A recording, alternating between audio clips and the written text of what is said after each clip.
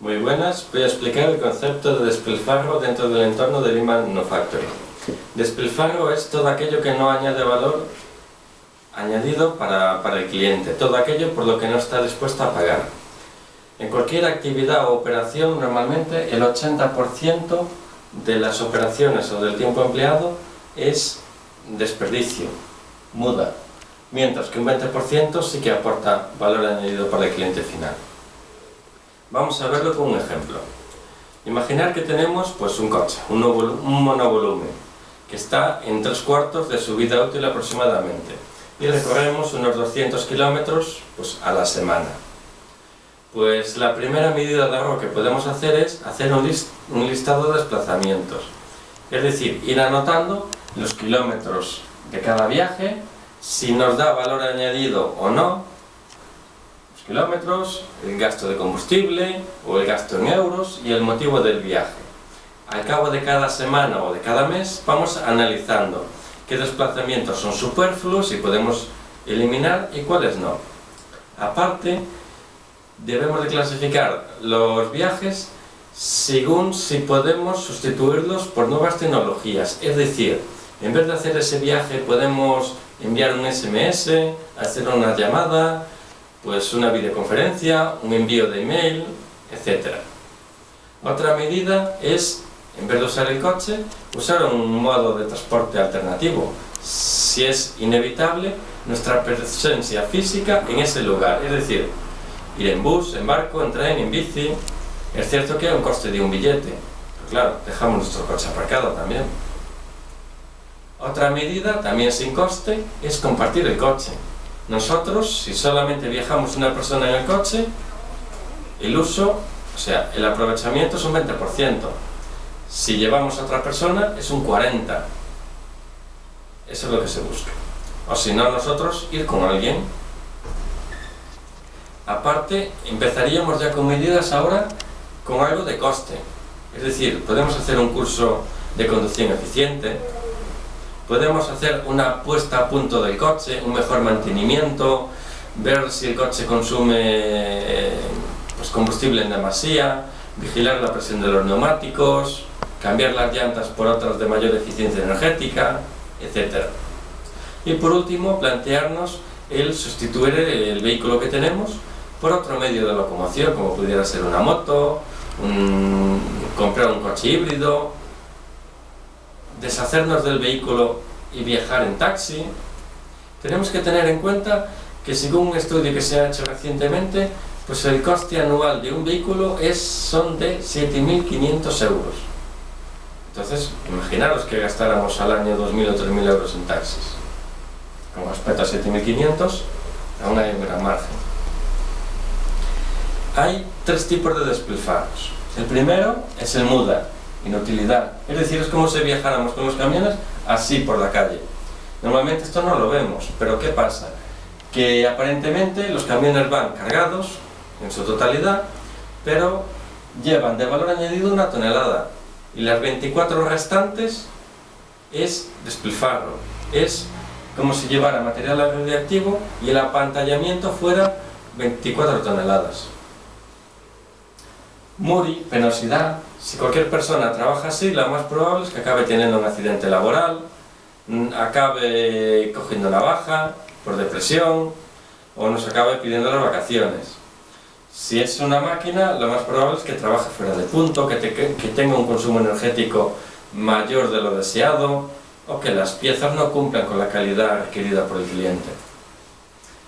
Mura es variabilidad. Es decir, al principio de mes a lo mejor está la carga de trabajo que tengo y a finales es esta. Este es uno de los motivos por los que Toyota no hace promociones, para nivelar su carga de trabajo. Tenemos 7 tipos de mudas o inutilidades. La primera y más importante es la sobreproducción, es decir, fabricamos de más. Entonces, si yo fabrico de más, después, ¿dónde metemos esa mercancía? No nos cogen el almacén. Si la dejamos por los pasillos, vendrá una carretilla, tropezará y puede que se rompa. Si colocamos la mercancía en otra estantería, cuando vayamos a hacer picking para otro cliente dentro de X meses, y a lo mejor nos confundimos y cogemos las referencias equivocadas. Otra inutilidad son las esperas, ya sean de piezas, de máquinas o de personas. Todo lo que sean esperas es una pérdida para la empresa. Transporte de materiales. Si tenemos un layout mal diseñado en la fábrica, nuestras piezas van a hacer más metros, más kilómetros dentro de la fábrica, y eso no añade valor al producto. Debemos de usar, pues en la medida de lo posible, máquinas más pequeñas y ponerlas todas lo más cercanas pues, que se pueda unas de otras, e ir a un flujo continuo y de pieza a pieza puede ser. Si estamos sobreprocesando las piezas, tendremos un mayor coste, es decir, imaginaros en una pieza que le damos 4 puntos de soldadura. ¿Podemos pasar a 3? ¿Por qué se han establecido 4 en su momento? Pues hay que estudiar pues, si podemos pasar a 3 puntos y a lo mejor, pues mejor dados. Si hacemos eso, pues al principio, claro, con esa mercancía se la podemos enviar a un cliente conocido nuestro que le digamos, oye, te mando la mercancía, testéala, o si tienes algún problema, comunícamelo lo antes posible, porque estoy haciendo unas pruebas. ¿Que sale bien? Se puede hacer ya como el resto de los clientes sin ningún problema y sin ningún miedo. Los stocks, ya sean de materia prima, de producto en curso, de producto terminado, siempre son un gasto y un estorbo en la empresa y que ocultan otras ineficiencias además. Los desplazamientos de personas, movimientos, la ergonomía, no tener los puestos de trabajo adaptados, regulables en altura, tener en cuenta que las personas son diestras, zurdas, pues todo eso lo tenemos que estudiar y mejorarlo para que el cliente esté a gusto y sea más productivo. No porque veamos una persona trabajar muy rápido es más eficiente, a lo mejor hay otra persona que trabaja de una manera más lenta, pero hace los movimientos justos y adecuados y es más eficiente en el puesto de trabajo. Desperfectos, retrabajos. Cuando fabricamos algo mal hecho hay que volver a reprocesarlo, no deja de ser un gasto. Según Suzaki, desaprovechar el talento de las personas, es decir, contratamos a alguien muy cualificado y lo ponemos a hacer pues, un proceso durante 8 horas repetitivo, sin aprovechar sus cualidades, sus sugerencias y otras habilidades que pueda tener. Además, al personal que tenemos en fábrica, de vez en cuando podemos preguntarles qué mejoras tienen, qué mejoras aprecian, cómo se pueden resolver los problemas que actualmente hay. No porque tengamos un buzón de sugerencias, la gente va a ir a depositarlas allí. Ya sabemos que normalmente la mayoría de las veces ese buzón está casi vacío. Por tanto, debemos de nosotros ir a por ellas. O hacer, si queremos, grupos de mejora, workshops, etc. Después también tenemos otra inutilidad que es el no conocido o el no medido. Lo que no se conoce o ve, ¿cómo se va a mejorar? Es decir, por ejemplo, si tenemos materia prima que desperdicio de materia prima, si le preguntamos a un encargado cuánta tenemos, igual nos dice que es mucho. Si le preguntamos a otro que es poca, hay que medirla.